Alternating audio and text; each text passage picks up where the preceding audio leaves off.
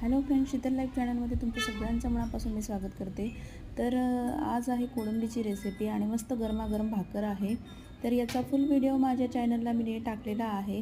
तर माझ्या चॅनलला सबस्क्राईब करून नक्की ती कोळंबीची रेसिपी बघा।